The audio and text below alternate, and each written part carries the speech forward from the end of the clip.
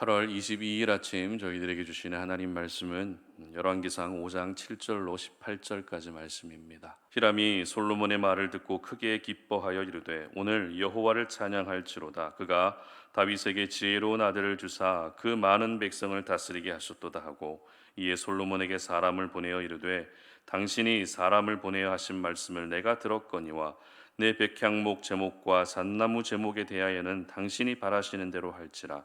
내 종이 레바논에서 바다로 운반하겠고 내가 그것을 바다에서 뗏목으로 엮어 당신이 지정하는 곳으로 보내고 거기서 그것을 풀리니 당신은 받으시고 내 원을 이루어 나의 궁정을 위하여 음식물을 주소서 하고, 솔로몬의 모든 원대로 백향목 제목과 잣나무 제목을 주매 솔로몬이 히람에게 그의 궁정의 음식물로 밀 2만 고루와 맑은 기름 20고루를 주고 해마다 그와 같이 주었더라.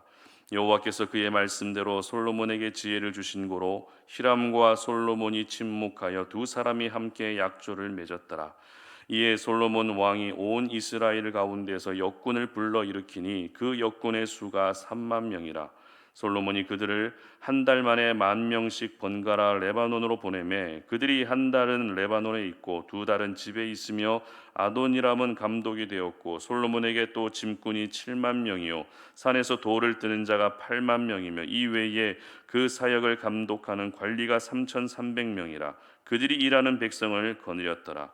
이에 왕이 명령을 내려 크고 귀한 돌을 떠다가 다듬어서 성전의 기초석으로 놓게 하며, 솔로몬의 건축자와 히람의 건축자와 그발 사람이 그 돌을 다듬고 성전을 건축하기 위하여 제목과 돌들을 갖추니라. 아멘. 관계로 시작하라라는 제목으로 오늘 말씀 전합니다. 우리가 살고 있는 이 세상은 대부분 관계로 이루어져 있습니다. 가깝게는 가족이라고 하는 관계가 있죠. 그리고 신앙생활 하면서는 성도와 성도와의 관계, 그리고 목회자와 성도와의 관계, 이런 관계들이 있습니다. 캠퍼스에서는 친구라는 관계가 존재하죠. 그리고 스승과 제자라고 하는 관계도 있습니다.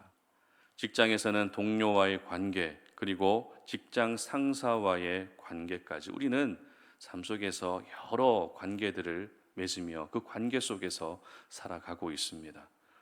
뿐만 아닙니다. 예수님을 믿고 하나님의 자녀의 신분이 되면서 우리는 하나님 아버지와 자녀라고 하는 영적인 관계까지 맺어졌습니다. 그리고 하나님과 하나님의 백성이라고 하는 그 누구도 끊을 수 없는 관계가 만들어졌습니다. 이처럼 저희들은 삶 속에서 여러 가지 관계 속에서 살아가고 있고 그 관계라고 하는 바운더리를 벗어날 수 없는 것 같습니다. 이것을 바꾸어 말하면 관계가 서운해지거나 관계가 느슨해지게 되면 삶의 여러 부분이 크게 타격을 받을 수밖에 없다라는 말이기도 합니다. 오늘 본문은 솔로몬이 성전 건축을 준비하면서 두로왕 히람과 구체적으로 어떻게 준비하고 있는가 하는 부분들을 기록하고 있습니다. 본문 8절과 9절 말씀 보시기 바랍니다.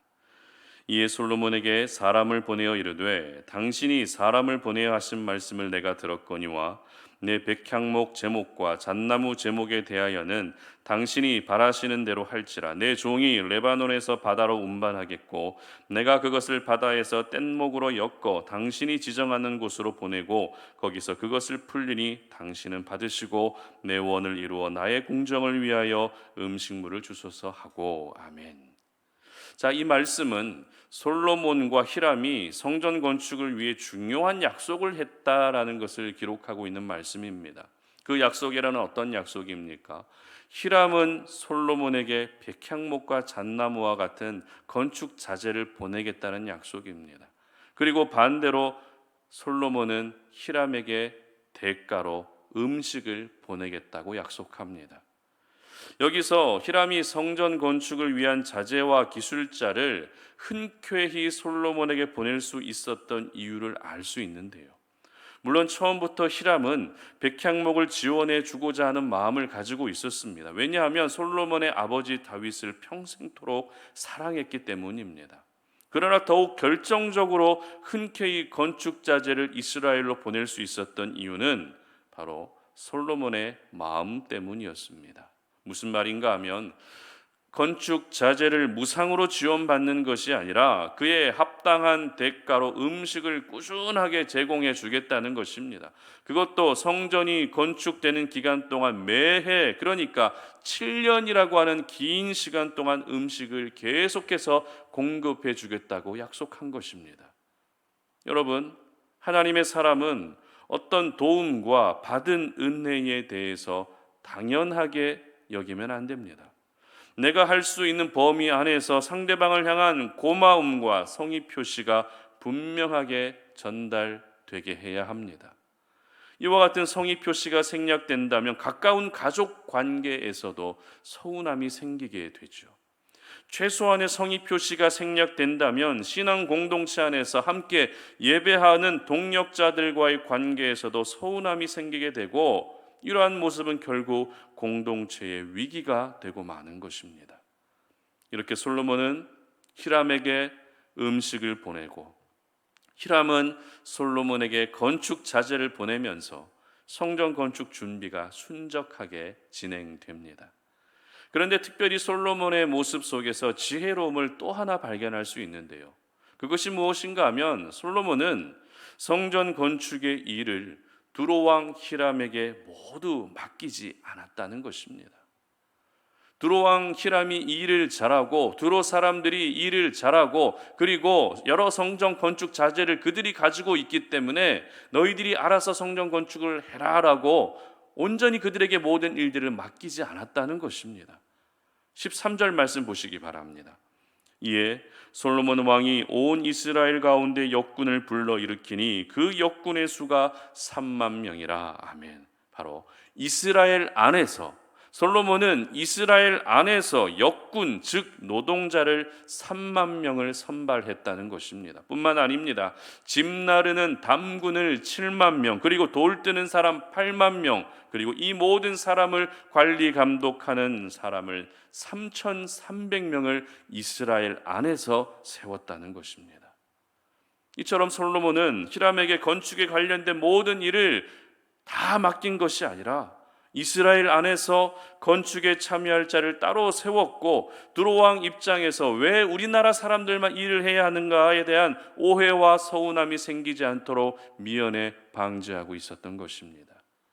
여러분, 오늘 솔로몬이 성전을 건축할 이 모든 준비를 하는 과정을 보면서 무언가 물 흘러가듯이 어려움 없이 순적하게 잘 진행되고 있다는 것이 느껴지지 않으십니까? 이것이 가능할 수 있었던 이유에 대해서 오늘 본문 12절에서 이렇게 기록하고 있습니다. 여호와께서 그의 말씀대로 솔로몬에게 지혜를 주신 고로 히람과 솔로몬이 친목하여 두 사람이 함께 약조를 맺었더라. 아멘. 여기서 주목할 단어는 바로 친목하여라고 하는 단어입니다. 그리고 18절 말씀 보시기 바랍니다. 솔로몬의 건축자와 히람의 건축자와 그발 사람이 그 돌을 다듬고 성전을 건축하기 위하여 제목과 돌들을 갖추니라. 아멘. 이 말씀에서 주목할 부분은 솔로몬이 세운 건축자와 그리고 히람의 건축자 그리고 그발 사람이 모두 각각의 역할에 충돌 없이 잘 감당했다라는 것입니다. 하나님이 지혜를 주셔서 일방적으로 두로왕 히람에게 모든 일을 맡긴 것이 아니라 서로 친목할 수 있게 하셨고, 각각 출신과 배경이 서로 다른 나라 사람들이라 할지라도 그 역할을 친목하여 잘 감당할 수 있게 하셨다는 것입니다. 여러분, 성전 건축은 무려 7년간 진행된 대공사입니다.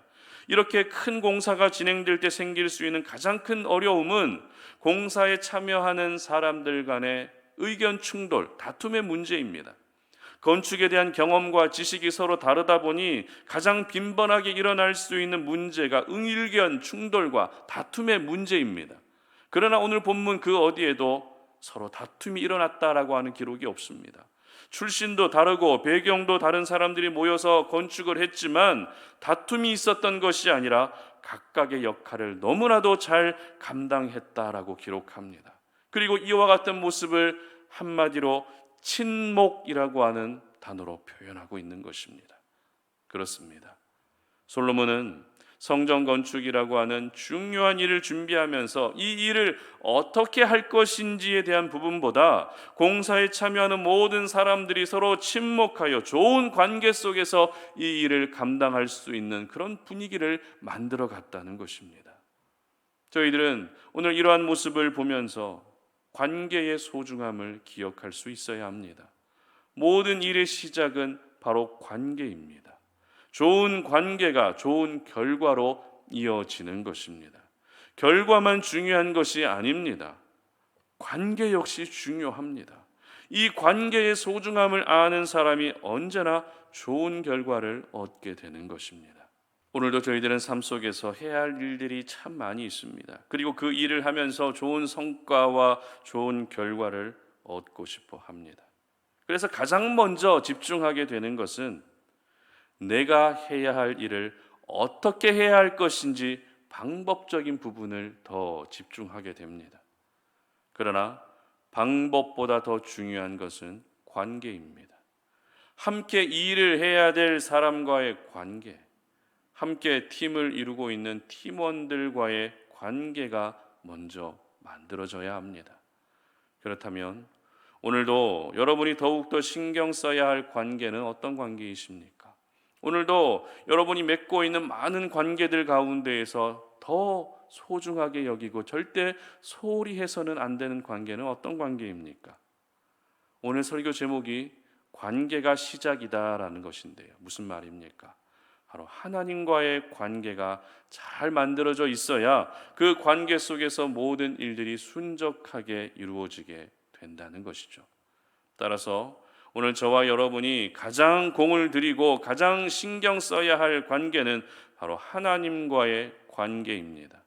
구원받은 순간 하나님과 자녀라고 하는 영적인 관계가 만들어진 것은 사실입니다.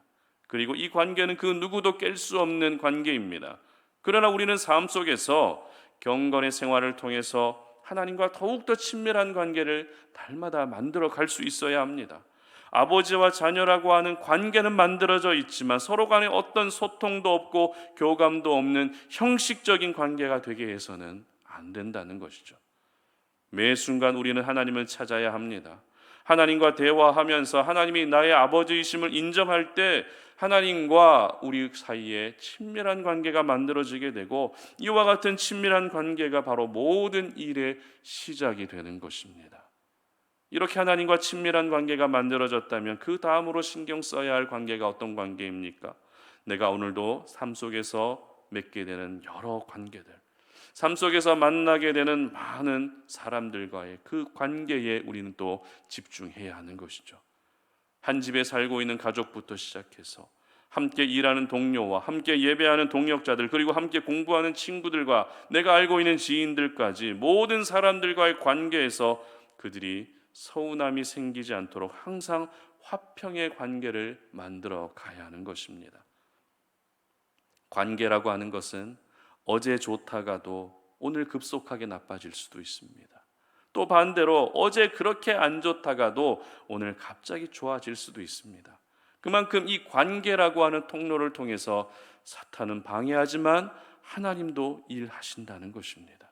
그러므로 오늘 하루 여러분이 삶 속에서 맺고 있는 모든 관계가 서운해지지 않게 하시기를 바랍니다. 모든 관계 속에서 친목을 만들어갈 수 있기를 바랍니다. 그래서 오늘 솔로몬이 두로왕 히람과 친목하여 성전 건축 준비를 순적하게 했던 것처럼 여러분이 감당해야 될 모든 일들이 관계의 어려움 때문에 중단되는 일들이 절대 없으시기를 주님의 이름으로 축복합니다. 함께 기도하겠습니다. 하나님 아버지 감사합니다. 오늘도 우리가 이 시간에 하나님의 말씀을 기억하며 오늘도 우리가 세상 가운데에서 맺게 되는 모든 그 관계들 속에서 우리가 더욱더 그 관계에 신경 쓰고 관계를 소중하게 여기며 아름다운 관계를 만들어 가기를 원합니다.